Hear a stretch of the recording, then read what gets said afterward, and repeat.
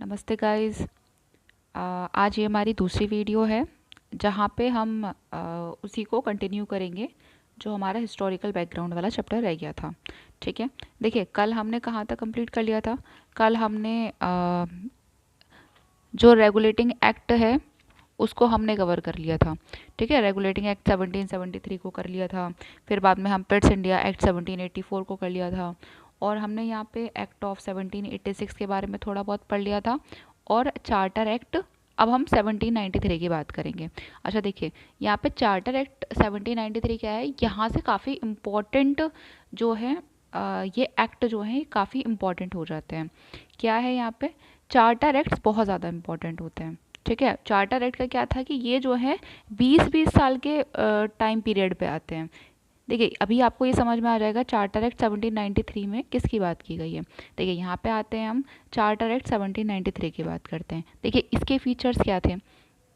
इसमें क्या होता है कि यहाँ पे जो मैंने आपको बताया था कि एक्ट जो था 1786 का था, यहाँ पे 1786 का एक्ट जहाँ पे लॉर्ड कॉर्नवालिस को अपॉइंट कर दिया गया था, क्या, गवर्नर जनरल ऑफ बंगाल कर दिया गया था। यहाँ पे ये हमने कल भी बात की थी, कल के लेक्चर में हमने डिस्कशन किया था। यहाँ पे इसको गवर्नर जनरल बना दिया गया था। तो अब इस वाले चार्टर एक्ट में क्या होता है, 1793 वाले में, 1793 वाले में ये होता है कि यहाँ पे जो चार्टर एक्ट 1793 है, इसमें क्या करते हैं हम लोग कि लॉर्ड कॉर्नवालिस की जो पावर थी उसको और ओवरराइड कर देते हैं। उसकी पावर को, जो ओवरराइडिंग की जो पावर थी, क्या बताया गया था इसमें कि जो काउंसिल, जैसे जो गवर्नर जनरल ऑफ बंगाल थे, यहाँ पे यही तो था कि गवर्नर जनरल ऑफ बंगाल जो हैं और उनकी जो 4 मेंबर्स की जो काउंसिल होगी, वो जो भी फैसले लेंगे, जो भी गवर्नर जनरल होंगे, ठीक है, बंगाल के, और गवर्नर जनरल ऑफ बंगाल, और क्या होंगे उनके 4 मेंबर्स की जो एग्जीक्यूटिव काउंसिल होगी, ठीक है, वो क्या करेंगे, वो जो भी फैसले लेंगे वो साथ मिलके फैसले लेंगे। लेकिन इन्होंने क्या किया कि गवर्नर जनरल की पावर को बढ़ा दिया गया था कि अगर इनकी जो काउंसिल है उसके द्वारा अगर कोई फैसले लिए जा रहे हैं तो वो ओवरराइड कर दिए जाएंगे गवर्नर जनरल ऑफ बंगाल के द्वारा इन स्पेशल केसेस। ठीक है, यही तो कहा गया था एक्ट ऑफ 1786 में। ठीक है, तो यहाँ पे क्या गया, उस पावर को और बढ़ा दिया गया। ठीक है, और सारे जो जितने भी फ्यूचर गवर्नर जनरल्स होंगे उनके लिए कर दिया गया ऐसा कि जो आएंगे वो भी ऐसा कर सकते हैं, सिर्फ लॉर्ड कॉर्नवालिस नहीं कर सकते ऐसा, बाकी फ्यूचर गवर्नर्स भी कर सकते हैं। और सारी प्रेसिडेंसीज के लिए ऐसा कर दिया गया कि भैया सब अंडर में आ जाएंगी। ठीक है, और क्या करते हैं यहाँ पे, गवर्नर जनरल को ज़्यादा पावर दे दी जाती है। ऑब्वियसली यहाँ पे बात की गई है, ओवर की पावर दे दी और ज़्यादा पावर दे दी। ठीक है, यहाँ पे क्या होता है कि कंपनी की जो ट्रेड है, जो कंपनी ट्रेड करती थी इंडिया के साथ में, उसकी मोनोपोली को और बढ़ा देते हैं। कितने सालों के लिए, 20 ईयर्स के लिए। ठीक है, 20 ईयर्स के लिए और बढ़ा देते हैं। यहाँ पे 20 ईयर्स के लिए, जैसे आप ऐसे मान के चलिए कि जियो है। ठीक है, अब जियो कंपनी है, अब मान लिया ऐसा कर दिया जाए कि आज के बाद एयरटेल नहीं रहेगी, आइडिया नहीं रहेगी, सिर्फ जियो जियो रहेगी। ठीक है, तो जियो, इसका मतलब क्या हो जाएगा, उसकी मोनोपोली स्टेब्लिश हो जाएगी, अकेली वो ही काम कर पाएगी और कोई कर ही नहीं पाएगा। ठीक है, ये तो गलत है। तो और यहाँ पे भी क्या हो रहा था, यहाँ पे कंपनी जो है सिर्फ ईस्ट इंडिया कंपनी जो है वही ट्रेड कर सकती थी इंडिया में, बाकी और कोई कंपनी जो है वो ट्रेड नहीं कर सकती थी। ठीक है, ये मोनोपोली जो है वो इस्टेब्लिश कर दी गई थी, और ये मोनोपोली मतलब उनको एक्सटेंड कर दी गई थी कि भैया आप 20 साल तक ऐसे और कर सकते हो, और कोई कंपनी या और कोई देश की कंपनी आगे यहाँ काम नहीं कर पाएगी, सिर्फ आप ही ट्रेड करेंगे इंडिया में। तभी तो इतनी महंगाई बढ़ गई थी यहाँ पे। ठीक है, अब इसका क्या और इम्पोर्टेंट आता है, देखिए ये आता है, it laid down the members of board of control and their staff were paid out of the Indian revenue. इन्होंने क्या कर दिया गया कि भैया जो भी बोर्ड ऑफ कंट्रोल बनाया गया था, बोर्ड ऑफ कंट्रोल अच्छा किस में बनाया गया था, पेट्स एक्ट में बनाया था। बोर्ड ऑफ कंट्रोल बनाया गया था कि नहीं बनाया था, याद है आपको बोर्ड ऑफ कंट्रोल के बारे में, बताया था ना पेट्स एक्ट में। ठीक है, अच्छा कम्युनिटी में ना एक पोस्ट आते रहते हैं, यहीं पे आप मेरे चैनल पे जाके, जब आप कम्युनिटी पोस्ट में जाके चेक करेंगे तो वहाँ पे आपसे क्वेश्चन पूछे जाते हैं, आप उनको ज़रूर आंसर करिए। जो आपको पढ़ाया जाता है उसके हिसाब से ही आपको आंसर किए जाते हैं, क्वेश्चन किए जाते हैं, ताकि आपका रिवाइज हो सके। ठीक है, तो आप उनको ज़रूर से देखिएगा। अच्छा देखिए यहाँ पे क्या होता है कि यहाँ पे जो मेंबर बोर्ड ऑफ कंट्रोल थे उनके मेंबर्स, उनके स्टाफ की सैलरी कहाँ से दी जाती थी, इंडियन रेवेन्यू से दी जाती थी। कहाँ से दी जाती थी, इंडियन रेवेन्यू से पे की जाती थी। इंडिया का जो रेवेन्यू होगा, इंडिया के जो पैसे होंगे वही इंडियन जो पैसे होंगे वही खर्च किए जाएंगे इन लोगों पे। यहाँ पे ब्रिटिश सरकार का काम तो अपना करा रही है, लेकिन ब्रिटिश नहीं दे रही है, ब्रिटिश सरकार अपने पैसे नहीं दे रही है, इंडिया के रेवेन्यू से वो पैसे जा रहे हैं। ठीक है, सैलरी हम लोग दे पे कर रहे थे। ठीक है, अब यहाँ पे क्या होता है, चार्टर एक्ट ऑफ 1813 की बात होती है। अब चार्टर एक्ट 1813, देखिए यहाँ पे जो चार चार्टर है ना, वो काफ़ी ज़्यादा इम्पोर्टेंट है। एक है चार्टर एक्ट 1793 वाला, ठीक है, दूसरा है 1813 वाला, एक आएगा अभी 1833 और एक 1853, अभी आगे बात करेंगे उसके बारे में। ये चार्टर बहुत ज़्यादा इम्पॉर्टेंट है। ठीक है, ये बहुत ज़्यादा इम्पॉर्टेंट है, ये वाला भी बहुत ज़्यादा इम्पॉर्टेंट है, ये वाला चार्टर भी। ठीक है, ये बहुत ज़्यादा इंपॉर्टेंट है, आप इनको ध्यान रखिएगा और इन पे जो हाईलाइटेड चीज़ें हैं इन पे मेन फोकस करके रखिएगा, क्योंकि इनका जो है क्वेश्चंस जो हैं PYQs में पूछे गए हैं। ठीक है, और जब हम PYQs को डिस्कस करेंगे तो उन क्वेश्चंस को ज़रूर उठाएंगे। ठीक, अब हम पढ़ते हैं नेक्स्ट चार्टर के बारे में, चार्टर एक्ट ऑफ 1813। आपको पता है पिछले वाले चार्टर में 1793 वाले में क्या किया, 20 सालों के लिए और मोनोपोली एक्सटेंड कर दी गई। ठीक है, यहाँ पे क्या करते हैं कि अब 20 साल बाद फिर आते हैं 1813 में, 1793 से 1813 कितने हो गए, 20 साल हो गए ना। ठीक है, तो फिर आते हैं, इन्होंने फिर क्या कहा, इन्होंने क्या करा, जो ब्रिटिश गवर्नमेंट थी इन्होंने अबोलिश कर दिया trade monopoly of company in India. पहले तो मोनोपोली दी गई थी 20 सालों की, लेकिन 20 साल बाद क्या कर दिया कि नहीं भैया, अब सिर्फ आपकी मोनोपोली नहीं चलेगी। ठीक है, हम आपकी मोनोपोली को, जो ट्रेड की मोनोपोली जो चल रही है इंडिया के साथ में, उसको ख़त्म करते हैं। अब दूसरी कंपनीज भी आ सकती हैं और वो अपना सामान बेच सकती हैं। ठीक है, thrown the Indian trade was thrown open to all British merchants. अब और जितने ब्रिटिशर्स हैं, मतलब जैसे मान लीजिए ये है ब्रिटेन। ठीक है, ब्रिटेन, अब जैसे इंडिया है, ठीक है, इंडिया में कोई एक ही कंपनी थोड़ी है ना, टाटा, बहुत सारी है, रिलायंस है, अडानी की कंपनी है, बहुत सारी कंपनीज हैं। ठीक है, बहुत सारे लोग काम करते हैं, बहुत सारी कंपनीज यहाँ पे काम करती है। तो ऐसा नहीं है भैया कि अब जाके सिर्फ टाटा ही कंट्रोल करेगी, नहीं, अब कोई और कंपनी भी आ सकते हैं, रिलायंस वाले भी आ सकते हैं। ठीक है, या फिर जो अडानी वाली कंपनी है वो भी आ सकते हैं, कोई भी कंपनी आ सकती हैं और जो है अब ट्रेड कर सकती हैं। जैसे अब मैंने कल आपको एग्जांपल दिया था ना साउथ अफ्रीका की, साउथ अफ्रीका में जाके कंट्रोल कर ले टाटा कंपनी, तो इस तरीके से। तो यहाँ पे क्या है कि अब ब्रिटिश की और कंपनीज भी और मर्चेंट्स भी यहाँ आकर ट्रेड कर सकते हैं। अब आपकी सिर्फ अकेले की मोनोपोली नहीं रहेगी, उसको ख़त्म कर दिया गया। ठीक, लेकिन एक क्या चीज़ रहती है, however it continued monopoly of company over trade in T and trade with China. इनकी जो चाइना के साथ ट्रेड चल रही थी इस कंपनी की, ईस्ट इंडिया कंपनी की जो ट्रेड जो है चाइना के साथ चल रही थी, वो तो कंटिन्यू रहेगी। ठीक है, और क्या रहेगा, उसकी मोनोपोली उनकी इस्टेब्लिश रहेगी, और साथ साथ चाय में जो इंडिया के साथ जो मोनोपोली चलती है वो ज़रूर रहेगी। एक चीज़ में दे दी, जैसे पहले तो हर चीज़ सेक्टर में थी ना, टी में थी, टेक्सटाइल में थी, क्लोथ्स में थी, कुछ भी किसी भी चीज़ में मान लीजिए सब में मोनोपोली चल रही थी।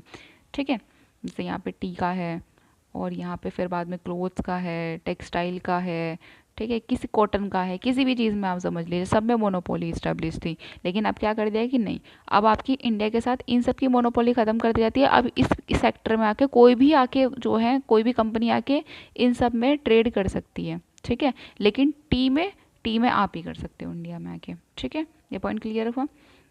अब देखिए कहता है it asserted the sovereignty of British crown over the company territory. यहाँ पे और असर्ट कर दिया गया है, इसमें भी असर्ट किया गया था ना, यहाँ पे भी बात की गई थी कि भैया जो ब्रिटिश की जो कॉलोनी है, जो ब्रिटिश कंपनी है, सॉरी, जो ईस्ट इंडिया कंपनी है, उनकी जो टेरिटरी है वहाँ पे ब्रिटिश गवर्नमेंट का कंट्रोल होने लगता है। यहाँ पे और उस चीज़ को एक्सटेंड कर दिया गया कि भैया और असर्ट कर दिया उन्होंने। जैसे मान लीजिए कि अभी जो है यूपी में भी कंट्रोल था उनका, बिहार में कंट्रोल था, ठीक है, बंगाल में कंट्रोल था, इस तरीके से आप मान के चल रहे हैं ना। तो यहाँ पे पहले मान लिया कि कंपनी ने जो है पहले जो है ब्रिटिश क्राउन ने या फिर ब्रिटिश की जो गवर्नमेंट ने पहले बंगाल में कंट्रोल किया, अब उन्होंने बढ़ा के इस वाले एक्ट में 1813 में यूपी में भी कर लिया, बिहार में भी कर लिया, ऐसे धीरे धीरे वो बढ़ाते जा रहे थे। ठीक है, अब आगे बढ़ते हैं।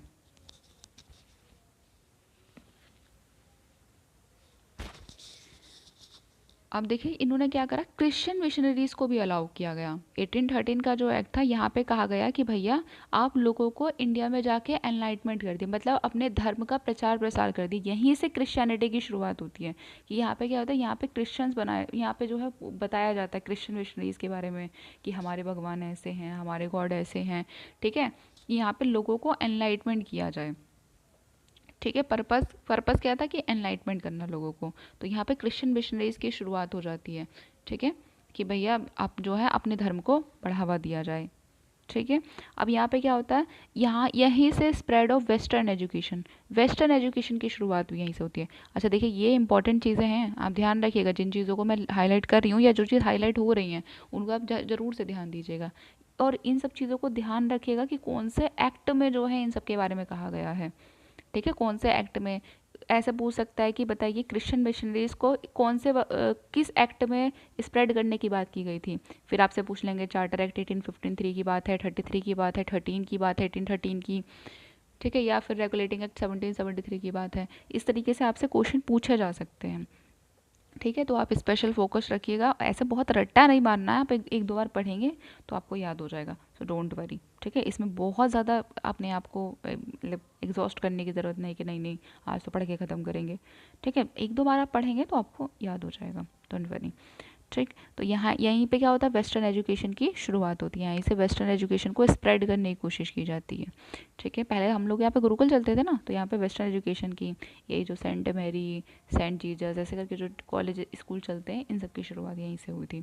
It authorised local government to impose taxes on persons, they could also punish the person for not paying the taxes. यहाँ पे कहा गया लोकल गवर्नमेंट्स को। लोकल गवर्नमेंट्स कौन कौन सी होती हैं, अच्छा बताइए।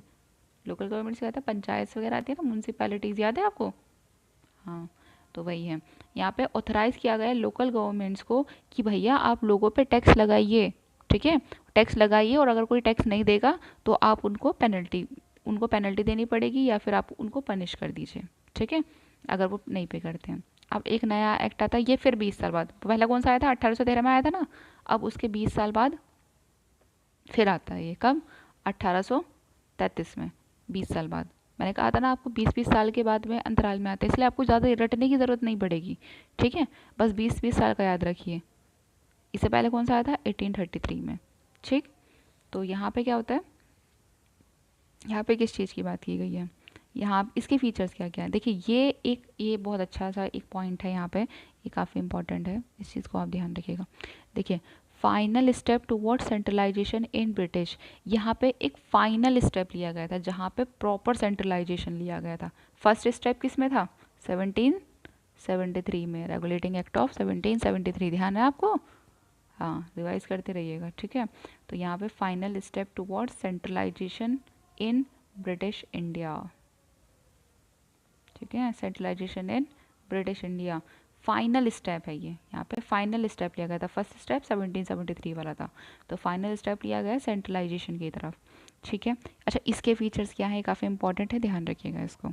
यहाँ पे क्या किया गया, पहले स्टेप में क्या गया था, मैंने आपको बताया था ना कि जब पहला सेंट्रलाइजेशन की तरफ गए थे तो हमने क्या करा था, गवर्नर जनरल बनते थे ना, तो हमने क्या कर दिया था, गवर्नर जनरल ऑफ बंगाल जो थे उनको मतलब जो गवर्नर थे बंगाल के, उनको क्या बना दिया गया था, गवर्नर जनरल ऑफ बंगाल बना दिया गया था।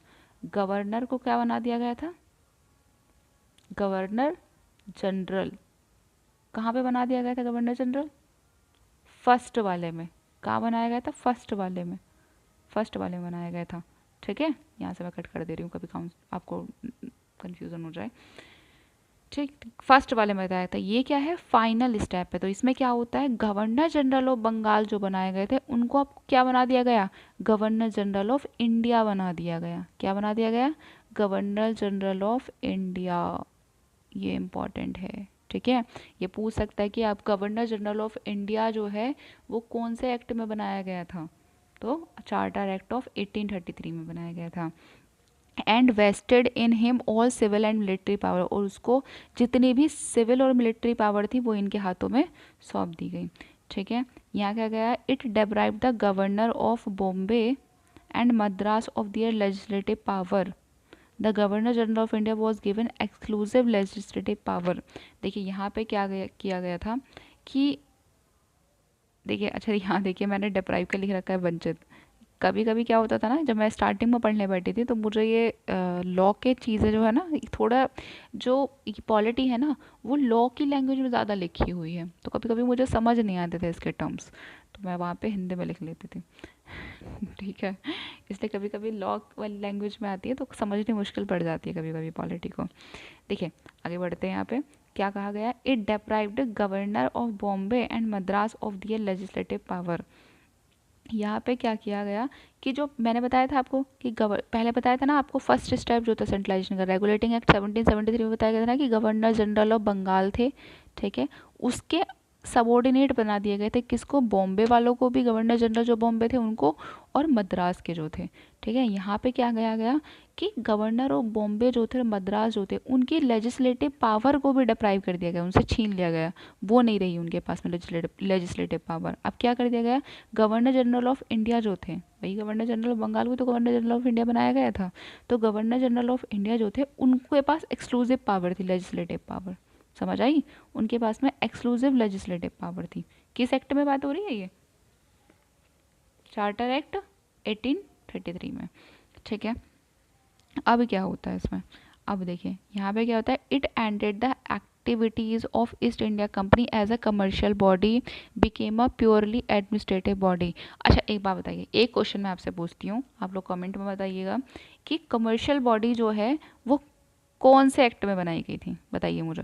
ये मैंने आपको कई बार बोला है और मैंने बोला भी आपको कि ये बहुत इंपॉर्टेंट है, बताइए कौन से एक्ट में बात की गई है। अब इसके आगे मैं आपसे इसके बारे में आपको बाद में पढ़ाऊंगी, लेकिन आप मुझे ये बताइए कि कमर्शियल बॉडी जो है ये जो है कहाँ पे बनाई जाती है, जहाँ पे पॉलिटिकल बॉडी और कमर्शियल बॉडी को सेपरेट किया जाता है, इसकी बात कौन से एक्ट में की गई है, ठीक है, ये आप मुझे कमेंट बॉक्स में बताएंगे, ठीक। अब यहाँ पढ़ते हैं, it ended the activities of East India company as commercial body. यहाँ पे क्या करते हैं कि जो ईस्ट इंडिया कंपनी को कमर्शियल बॉडी बना दिया गया था, पिछले एक्ट में बनाया गया था ना, बताइएगा आप मुझे, ठीक है। तो यहाँ पे क्या करते हैं, इस चीज़ को भी उनको ख़त्म कर देते हैं कि भैया अब आप कमर्शियल बॉडी के रूप में भी काम नहीं करोगे, अब आप क्या रहेंगे, which became a purely administrative body, बस एक एडमिनिस्ट्रेटिव बॉडी बन के रह गई थी, उनकी कमर्शियल बॉडी की पावर भी छीन ली गई थी, ठीक है, सिर्फ क्या रह गई थी, प्योरली एडमिनिस्ट्रेटिव बॉडी रह गई थी, ठीक है। अब क्या बात होती है, Charter Act of 1833 attempted to introduce a system of open competition for selection of civil servants and stated that the India should not be divided. This provision was negated after opposition from the Court of Directors. देखिए Charter Act जो 1833 है, यहाँ पे कोशिश की गई थी कि हम यहाँ पे क्या करें, ओपन कंपटीशन ले आएँ, किस चीज़ के लिए, कि सिविल सर्वेंट्स का सिलेक्शन हो, जिस चीज़ की आप तैयारी कर रहे हैं उसी चीज़ के एग्ज़ाम की बात कर रहे थे कि सिविल सर्वेंट्स को चूज़ किया जाए या उनका एग्ज़ाम जो है वो ओपन कंपटीशन रखा जाए और वहाँ पे इंडियंस भी अलाउड हों, ऐसा ना हो कि यहाँ पे जो है इंडियंस को ना रखा जाए, ठीक है, इंडियंस भी दे सकते थे, ब्रिटिशर्स भी दे सकते थे, ठीक है, दोनों लोग जो हैं इन इंटरव्यूज़ को इस मतलब कंपटीशन में बैठ सकते थे, ठीक है। तो अब क्या कर दिया गया, उस यहाँ पे बात की गई थी कि भैया ऐसा करते हैं कि हम जो है सिलेक्शन रख देते हैं सिविल सर्वेंट्स के लिए और यहाँ पे ओपन कंपटीशन रख देते हैं और इंडिया वालों को भी डिवार्ड नहीं करते हैं, लेकिन क्या होता है कि अपोजिशन, बहुत ज़्यादा अपोजिशन हो जाता है कोर्ट ऑफ डायरेक्टर्स की तरफ से। कोर्ट ऑफ डायरेक्टर्स किसके थे यार, कोर्ट ऑफ डायरेक्टर्स तो ऑब्वियसली उन्हीं के थे ना, ब्रिटिश गवर्नमेंट के, तो वो सोच रहे थे कि अगर इनका कंट्रोल हो जाएगा इंडियन वालों का तो ये कंट्रोल करने की कोशिश करेंगे, अपने लोगों को फेवर करेंगे, ठीक है, ये अपने हक में फैसले लेंगे, अपने लोगों की सुनेंगे, हमारी क्यों सुनेंगे, ठीक है। तो यहाँ पे कोर्ट ऑफ डायरेक्टर्स ने बहुत विरोध किया गया करा, जिसकी वजह से जो है इसको बंद ख़त्म कर दिया गया, इस प्रोविज़न को ही निगेट कर दिया, इस प्रोविज़न को ही हटा दिया कि भैया छोड़ो, हम करा ही नहीं रहे, अभी हमसे ओपन कंपटीशन हम करा ही नहीं रहे, ठीक है। ये था किस में, इस चार्टर एक्ट में। अब किसकी बात करते हैं, अब देखिए बात करते हैं चार्टर एक्ट ऑफ 1853, ये 20 साल बाद फिर आता है, 33 के 20 और जोड़ लीजिए कितना हो जाएगा, 53 हो जाएगा ना। तो चार्टर एक्ट 1853 की बात होती है। अब देखिए इसके फीचर्स क्या थे, इंपॉर्टेंट फीचर्स क्या थे, यहाँ पे बात की जाती है, it features, it separated for the first time legislative and executive function of the governor general council, और क्या करता है, addition of 6 new members called legislative council established a separate governor general legislative council known as Indian legislative council, ठीक है, जिसको हम mini parliament भी।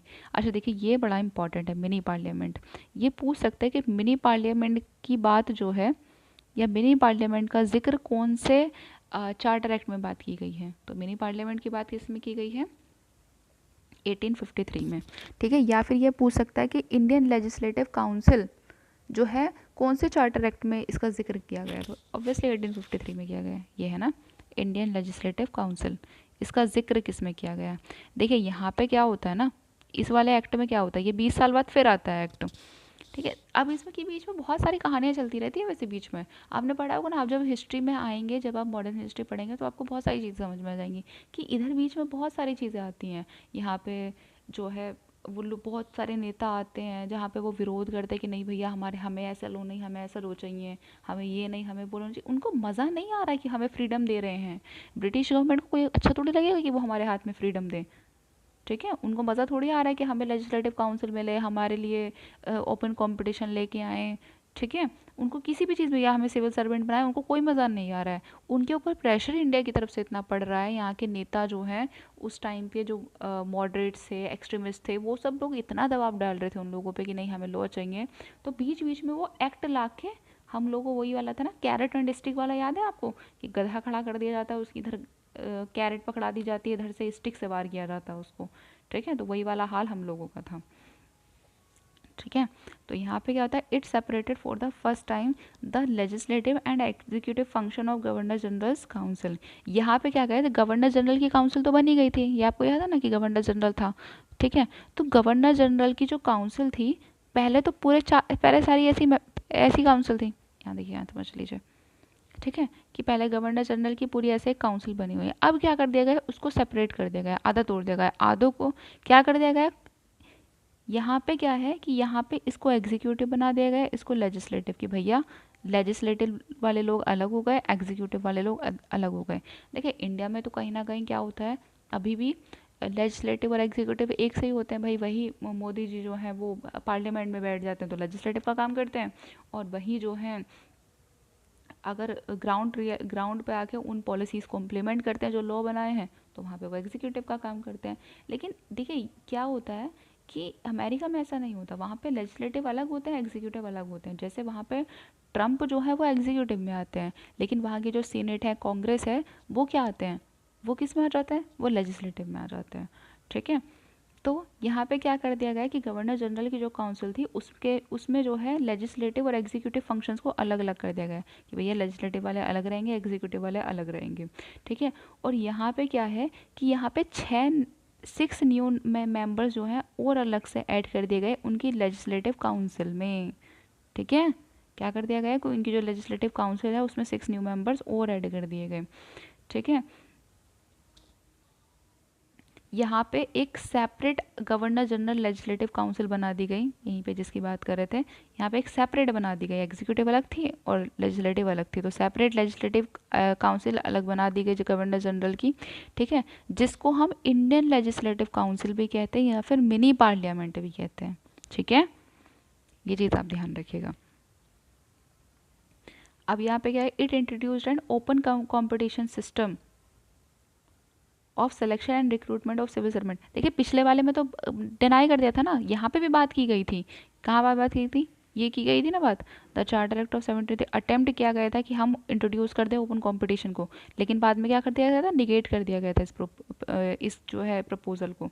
लेकिन यहाँ पे क्या होता है, इस वाले एक्ट में कहा गया था भैया नहीं, इंट्रोड्यूस करो, ठीक है। पिछले वाले में 1833 में तो मना कर दिया गया था, लास्ट वाला जो आता है चार्टर एक्ट 1853 वाला, ठीक है, इसमें कहा जाता है कि हाँ ठीक है भैया आप इंट्रोड्यूस करो आप open competition system of selection and recruitment of civil servants, ठीक है, और ओपन टू इंडियंस ऑल्सो, ये इंडियंस के लिए भी ओपन रहेगा, ठीक है। लेकिन पता है इसमें क्या होता था, इसमें भी यहाँ पे इंडिया के लिए ओपन तो कर दिया गया था, लेकिन उसका पेपर इंडिया में नहीं होता था, इंडिया वालों को इंग्लैंड जाना पड़ता था पेपर देने के लिए, ठीक है। इसमें नहीं लिखा है, इसका जिक्र आपको वहाँ मिल जाएगा मॉडर्न हिस्ट्री में, ठीक है।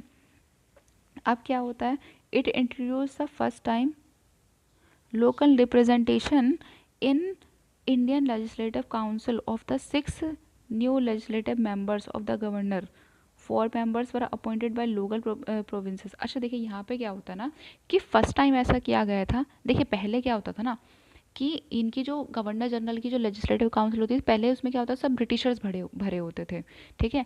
फर्स्ट टाइम इन्होंने ऐसा किया गया कि 6 नए मेंबर्स रखे गए, ठीक है। और यहाँ पे क्या था इन 6 मेंबर्स में जो 4 मेंबर थे ना, 4 मेंबर जो थे, 4 मेंबर, वो जो है लोकल से लिए गए थे। लोकल रिप्रेजेंटेशन में दिया गया था जो हमारी लेजिस्लेटिव काउंसिल थी। लेजिस्लेटिव काउंसिल जो थी ना गवर्नर की, गवर्नर जनरल की, उसमें लोकल रिप्रेजेंटेशन दिया गया था। लोकल रिप्रेजेंटेशन का मतलब इंडिया के लोगों को चुना गया था, इंडियन लोगों को चुना गया था। अब उसमें थे कौन कौन? उन 6 मेंबर्स में से 4 जो हैं वो यहीं के थे, मतलब इंडिया के थे। कहाँ कहाँ के थे? एक तो कौन कौन से थे?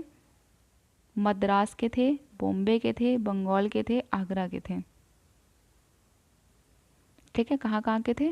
मद्रास के थे। देखिए मेन तो 3 4 है ही ना, आपको आगरा बस याद रखना है। बंगाल तो ऑब्वियसली था ही, बॉम्बे था, मद्रास था, ये तो पहले ही आ चुके हैं, बस आपको आगरा आगरा याद रखना है। ठीक है, तो इस सब की बात की गई है। अब आगे देखते हैं, देखिए इसमें क्या होता है।